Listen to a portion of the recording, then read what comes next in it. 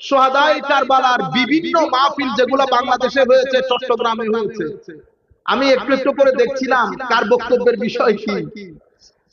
সোহাদায়ে কারবালার মাহফিল, আলে বাইতে রাসূলের শানে মাহফিল, আমার মনে হয় 80% বক্তব্য হয়েছে যেটার সাথে সোহাদায়ে কারবালা আলে বাইতে রাসূলের কোনো সম্পর্ক নাই। আমরা আজমতে সাহাবায়ে কেরাম, সাহাবায়ে কেরামের আজমত সম্পর্কে বক্তব্য দিয়েছি। সাহাবায়ে কেরামের আজমত সেটা আমাদের ঈমানের অংশ, কিন্তু আমি যখন সোমবারের কথা বলবো আমি সোমবারের ফজিলত বলবো, রোববারের কথা বললে রোববারের ফজিলত, শুক্রবারের দিন দাঁড়ালে শুক্রবারের ফজিলত, সোমবারের সাথে শুক্রবারের কোনো কন্ট্রাডিকশন নাই। কিন্তু আমরা এত ফ্রাস্ট্রেটেড হয়ে গেছি, আমরা আলে বাইতে রাসূলের এত ফজিলত, তরুণ প্রজন্ম বিভ্রান্ত হচ্ছে। বাংলাদেশে অনেক লোক, অনেক মসজিদ, ঢাকার মধ্যে প্রায় 95% মসজিদের মধ্যে আলে বাইতে রাসূল ডিসকাসড হয় না। মুহররম শরীফের মধ্যে আমরা হিজরি সন জরুর উদযাপন করি, ডিসকাস করি, কিন্তু আমরা আলে বাইতে রাসূল, মুহররম, কারবালা এগুলোকে পাশ কাটিয়ে যায়। ঢাকা শহরের প্রায় 95% মসজিদের মধ্যে সেই হাওয়া আমাদের গায়েও লেগেছে। চট্টগ্রামের জমিয়তুল ফালাহ জাতীয় মসজিদ প্রাঙ্গণে 10 দিন ব্যাপী যে সোহাদায়ে কারবালার মাহফিল হয়, এটা কারা করে বলেন? শিয়ারা করে। জালালউদ্দিন আল কাদেরী যদি সুন্নি না হয় তো বাংলার জমিনে সুন্নি কে? আলহাজ সুফি মোহাম্মদ মিজানুর রহমান যদি সুন্নি না হয় তো সুন্নি কে? আপনারা বুঝতে পেরেছেন? কিন্তু তরুণ প্রজন্মের মাইন্ডসেটকে আমি 4 লাইন 5 লাইনের কিছু ফেসবুকের পোস্টও দেখেছি। কি সোহাদায়ে কারবালা ওনারা পরামর্শ দিচ্ছেন। ভাই, পরামর্শ যদি একান্তই দিতে হয় ফেসবুকে দিতে হবে কেন? আমরা কি সরাসরি বসতে পারি না?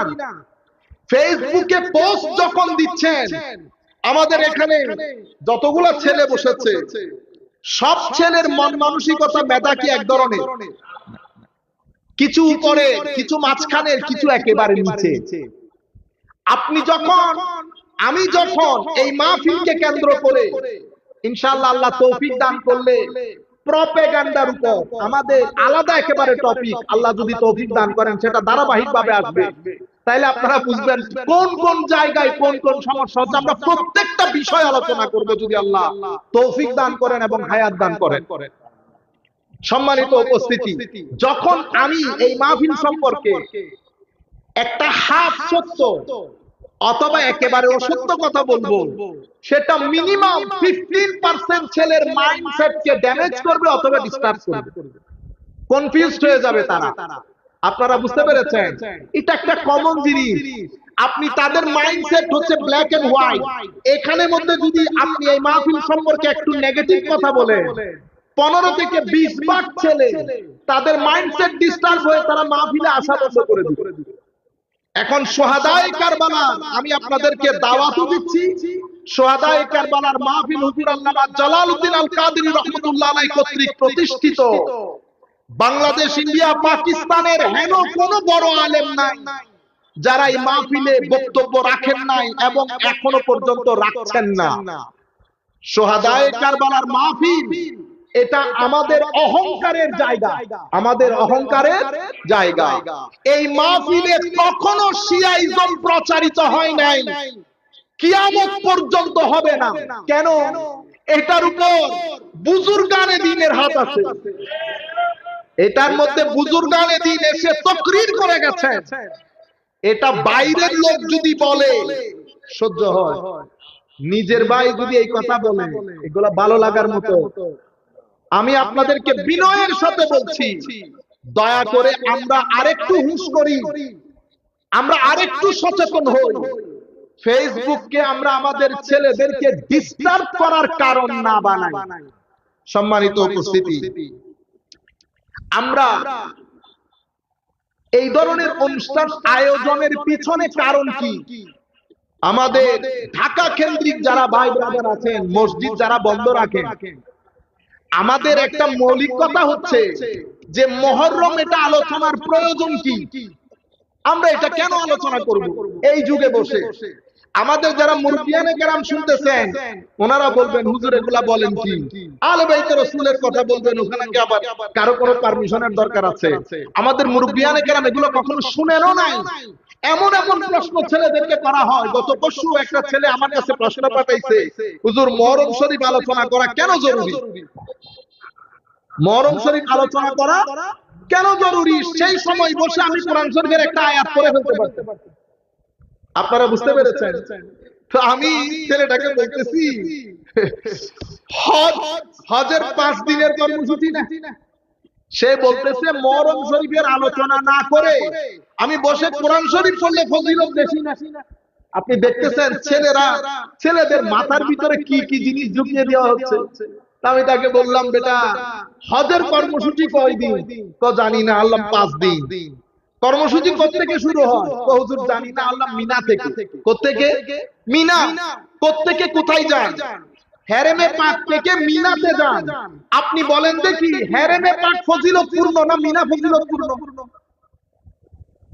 হেরেম আমার কাবা, হেরেম শরীফ এটা বেশি ফজিলতপূর্ণ নাকি মিনা বেশি ফজিলতপূর্ণ? কি মনে হয় আপনাদের? ওমা বলতে এতক্ষণ লাগতেছে? হেরেমে পাকের ফজিলতের সামনে মিনার ফজিলত কি আবার? যেখানে আল্লাহর ঘর, কুল কায়নাত দিয়ে যেই ঘরের আশেপাশে তাওয়াফ করে লব্বাইক আল্লাহুম্মা লব্বাইক বলে, যেই ঘরে 1 রাকাত নামাজ পড়লে লাখো রাকাতের সওয়াব দিয়ে থেকে, সেই ঘরের ফজিলত, সেই মসজিদের ফজিলত না হয় কি মিনার একটা মাঠের ফজিলত হবে? কোনটা বেশি ফজিলতপূর্ণ? হেরেমে পাক। এখন আমি যদি বলি ফজিলতপূর্ণ জায়গা ফেলে আমি মিনাতে যাব কেন? হজ হবে, হজ হবে। এরপর আপনি মুজদালিফাতে গিয়ে শুয়ে থাকে, কেউ যদি বেশি পণ্ডিতি করে, যদি এই কথা বলে যে হেরেমে পাক ছেড়ে মুজদালিফায় যাব কোন দুঃখে, হজ হবে, তো বোঝা যাচ্ছে সব সময় ফজিলতের বিষয় না, এখানে ঈমানের কিছু তাকাজা আছে, ঈমানের কিছু ডিমান্ড আছে, চাহিদা আছে।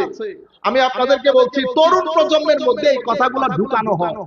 সেই কারণে আমরা চিন্তা করেছি বক্তব্যের প্রথম অংশে আমি কোরআনিক প্রিন্সিপাল ডিরাইভ করে আপনাদেরকে বলবো এটা সিগনিফিক্যান্ট, ইম্পর্টেন্ট কেন মাহে মুহররম সম্পর্কে আলোচনা করা।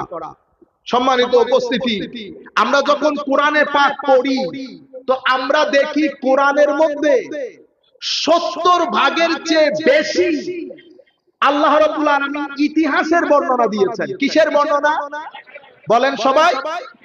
ইতিহাসে ইউসুফ আলাইহিস সালামের ঘটনা বর্ণিত হয়েছে কিনা? কোরআন শরীফের শুরু হচ্ছে সূরা বাকারা দিয়ে, সূরা বাকারা। সূরা ফাতিহার মধ্যেও আল্লাহ ইতিহাস বর্ণনা করেছেন। সিরাতাল লাযিনা আন'আমতা আলাইহিম, এই সিরাতাল লাযিনা আন'আমতা আলাইহিম, সিরাতুল মুস্তাকিম সেই রাস্তা যেই রাস্তায় চলার কারণে আল্লাহর বান্দারা নিয়ামত প্রাপ্ত হয়েছে। কারা কারা নিয়ামত প্রাপ্ত হয়েছে ইতিহাস না পড়লে বুঝতে পারবেন। তো সূরা ফাতিহার মধ্যে ইতিহাস, সূরা বাকারা আপনি ইমামে হুসাইন রাদিয়াল্লাহু আনহু আলে বাইত রাসূলের নাম নেওয়ার ব্যাপারে যখন প্রশ্ন তুলেছে, আমাদের একটু জানার দরকার ছিল না মাওলা সূরা বাকারাকে বাকারা নামকরণ করেছেন কেন? বাকারা মানি তো গাভী, বাকারা মানি কি?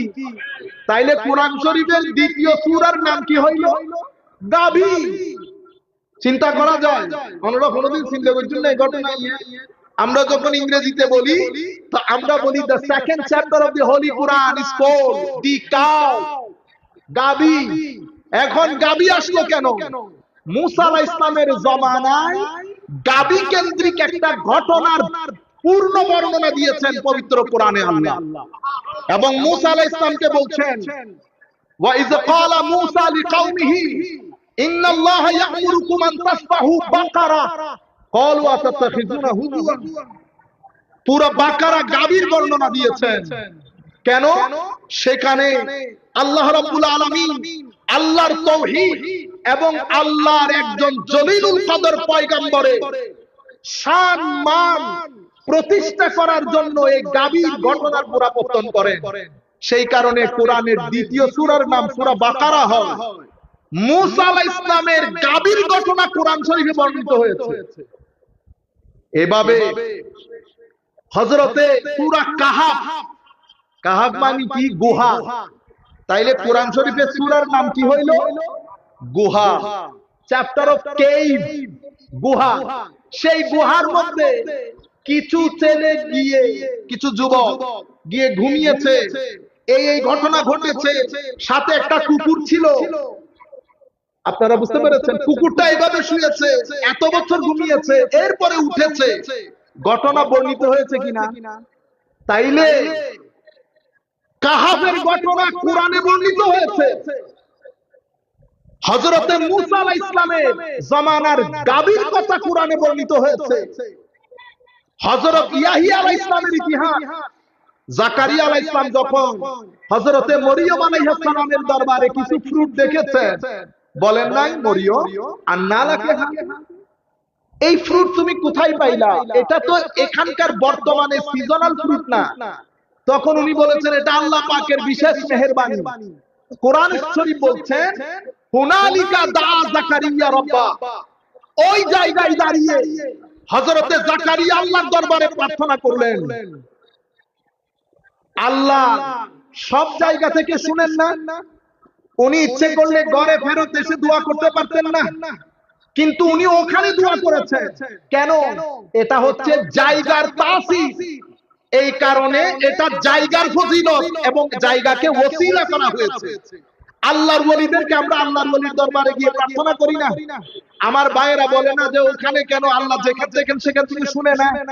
আমরাও বলতেছি জাকারিয়া আলাইহিস সালাম তো নবী, উনি ইচ্ছে করলে ঘর থেকে তো করতে পারতেন, কিন্তু হুনালিকা দা জাকারিয়া রাব্বাহু ক্বালা রাব্বি হাবলি মিন লাদুনকা যুররিয়াতান তাইয়্যিবা, আল্লাহ আমাকে একটা পবিত্র সন্তান দান করেন। দোয়া করেছেন ওই মরিয়ম আলাইহিস সালামের ওই মাকাম থেকে। আমাদের বক্তব্য এটা না, আমি শুধু ইনডাইরেক্টলি আপনাদেরকে একটু বোঝানোর জন্য। এখানেও ঘটনা বর্ণিত হয়েছে। হযরত ইউসুফ আলাইহিস সালাম কূপে পড়া থেকে শুরু করে মিশরের অর্থমন্ত্রী হওয়ার পর পর্যন্ত পুরা ঘটনা বর্ণিত হয় না। এতগুলা ঘটনা বনী ইসরাইল সংক্রান্ত মূসা আলাইহিস সালামের জাতি, আল্লাহ রাব্বুল আলামিন জায়গায় জায়গায় মূসা আলাইহিস সালামের ঘটনা বর্ণনা করেছেন। তাহলে আমরা মূল নীতি কি পেলাম? মূল নীতি পাইলাম পূর্বের ঘটনা বর্ণনা করে শিক্ষা হাসিল করা, সেটা আল্লাহর সুন্নাত, সেটা আল্লাহ। এটা হচ্ছে মূল নীতি। উসুল বের করলাম, মূল নীতি ডিরাইভ করলাম। আমার ভাইয়েরা যারা যেখান থেকে বসে আমাদেরকে দেখছেন, আমরা কোনো কারো বিরুদ্ধে কোনো কিছু বলা এটা আমাদের মুখ্য উদ্দেশ্য না। আমার কথা হচ্ছে আপনি আপনারটা তো বলেছেন, আমারটা একটু চিন্তা করে দেখবেন।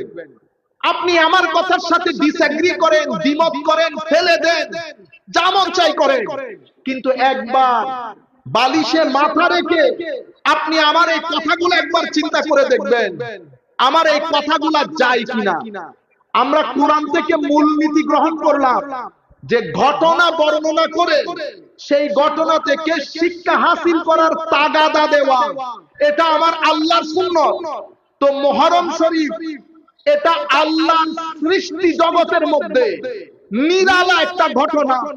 আকাশ কখনো এই ধরনের ঘটনা দেখে নাই, রুয়ে জমিনের মধ্যে কখনো এই ধরনের ঘটনা ঘটে নাই, চাঁদ তারা গ্রহ নক্ষত্র পুঞ্জি কখনো এরকম বর্বরচিত হত্যাকাণ্ড দেখে নাই। সেই ধরনের একটা ঘটনা মুহররম শরীফের মধ্যে ঘটেছে। আমার নবীর কলিজার টুকরা নাতি ইমামে হুসাইনের সাথে রাদিয়াল্লাহু তাআলা আনহু। আজকে আমরা আলাইহিস সালাম বলতে ভয় পাই, ইমাম বুখারী কিন্তু ভয় পান না, ইমাম তিরমিজি ভয় পায় না। আমাদের ভাইয়েরা বড় বড় চোখ করে তাকা। ইমাম বুখারী কিছুদিন আগে ছাত্রদেরকে আমরা পড়াচ্ছিলাম, কথা চক্রের মধ্যে ইমাম রাজির তাফসীরে কবির এসেছে। সেই তাফসীরে কবিরের মধ্যে ওনারা কোন ছাত্র না, উলামায়ে কেরাম বিভিন্ন মাদ্রাসায় পড়া সিনিয়র ছাত্র। সবাইকে বলছি দেখো তো ইমাম রাজি কি বলেছে। আলে বাইতে রাসূলের নাম আসার পরে আলাইহিস সালাম বলেছে, আলাইহিস সালাম। ইমাম বুখারী বলেছে হযরতে ফাতেমাতুজ জাহরা রাদিয়াল্লাহু তাআলা আনহা, যাকে আমার নবী নিজের বিদআ বলেছেন, বাদআ বলেছেন, মুদগা বলেছেন, সাজানা বলেছেন, আমার ফাতেমা আমার কলিজার টুকরা। যারা আমার ফাতেমাকে কষ্ট দেয় তারা আমাকে কষ্ট দেয়। আমি কিছু জিনিস আপনাদের সাথে শেয়ার করব, জাস্ট আপনাদেরকে বোঝাতে চাচ্ছি এরকম আমার নবীর আমার নবীর এরকম আযীব নাতি, যাদেরকে আমার নবী বলেছেন জান্নাতের মধ্যে সমস্ত যুবক যারা ঢুকবে সকলের সাদারত সভাপতিত্বে যেই দুইজন থাকবেন সেই দুইজনও আমার নবীর কলিজার টুকরা নাতি। আমার নবী বলতে বলতে এতটুকুন বলেছেন রাইহানাতাই, আমার দুইটা সুগন্ধির নাম। আমার নবী সাল্লাল্লাহু আলাইহি ওয়াসাল্লাম, আপনারা দেখেছেন আপনাদের এলাকায় কোন স্ট্যাটাস পূর্ণ মানুষ, এখানে যারা বলেছেন তারা অনেক সম্মানিত, কাউকে দেখেছেন নিজেদের নাতিকে কাঁধে করে রাস্তায় ঘুরতে? কেউ করে? যায় না। এক একজন এক এক স্ট্যাটাসের লোক, সবাই মনে করে মানুষ কি বলে।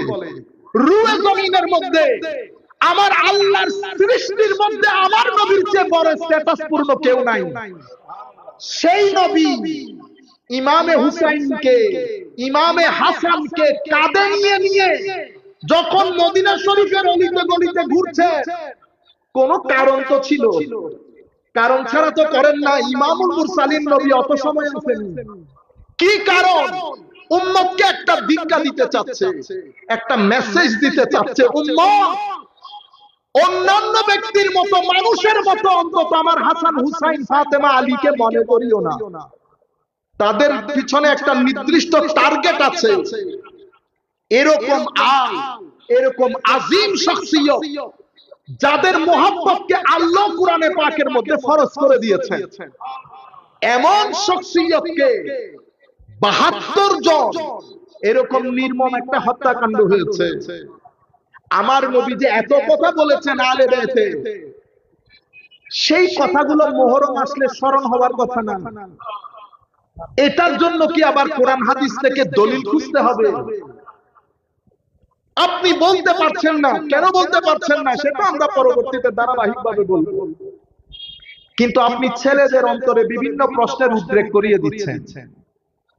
আগের যুগের কেউ করেছে, কেন করতে হবে? কোরআন শরীফ পড়লে ফজিলত বেশি। এখন আমরা আপনাদেরকে এতক্ষণ পর্যন্ত এই কথাগুলা বলার পেছনে মূল কারণ, এই ঘটনাটা ঘটেছে কোরআনের ওহী বন্ধ হয়ে যাওয়ার পরে। তো কোরআন তো নির্দিষ্ট একটা সময়ের জন্য আসে নাই, কোরআন কিয়ামত পর্যন্ত থাকবে। কোরআনের যে প্রিন্সিপাল অবতীর্ণের প্রেক্ষাপট, সেটা নির্দিষ্ট ঘটনাকে কেন্দ্র করে। কিন্তু কোরআনের আয়াত সেই নির্দিষ্ট ঘটনার মধ্যে আপনি সীমাবদ্ধ রাখতে পারবেন না। আপনি কিয়ামত পর্যন্ত যা ঘটনা ঘটবে এখান থেকে মূল নীতি গ্রহণ করে আমরা ওই ঘটনার মধ্যে সেটাকে অ্যাপ্লাই করব। তাহলে আমরা কি বুঝলাম? কোরআনের মধ্যে বেশিরভাগ আয়াতে আমার আল্লাহ ইতিহাস বর্ণনা করেছেন, ঘটনার বর্ণনা করেছেন, জটিল জটিল ঘটনা। ইসমাইল আলাইহিস সালামের জিবহে ইসমাইলের ঘটনা কোরআনের মধ্যে পদে পদে বর্ণনা করেছেন। পুরো ঘটনাকে কেন্দ্র করে আল্লাহ হজের কার্যক্রমকে সাজিয়েছেন, করেন নাই? মিনা থেকে শুরু করে জামারার পাথর নিক্ষেপ, পুরো হজের কার্যক্রমের মধ্যে ইসমাইল আলাইহিস সালামের জবাইয়ের ঘটনা ছিল প্রেক্ষাপট। আপনারা বুঝতে পেরেছেন? তাহলে আমরা এই কনক্লুশনে পৌঁছতে পারি যে এই সমস্ত ঘটনা থেকে আমরা বুঝলাম পূর্বে সংগঠিত ঘটনাগুলো বলে মানুষের মধ্যে সেই ঘটনা থেকে শিক্ষা গ্রহণ করার তাগাদা দেওয়া, সেটা আল্লাহর সুন্নাত। সুবহানাল্লাহ। কার সুন্নাত? এটা আমার নবীরও সুন্নাত। আমার নবী সাহাবায়ে কিরামকে বলছেন, বনি ইসরাইলের ঘটনা, এক মহিলা খারাপ ছিল, রাস্তা দিয়ে আসার সময় কুকুর পিপাসার্ত হয়েছে, সেই কুকুরকে বলেন নাই আরেক মহিলা ভালো ছিল, সেই মহিলা এক বিড়ালকে বেঁধে রেখেছে, খাওন দেয় নাই, বিড়াল মারা গেছে। কাহিনী না, ঘটনা বর্ণনা করেছেন তো। কেন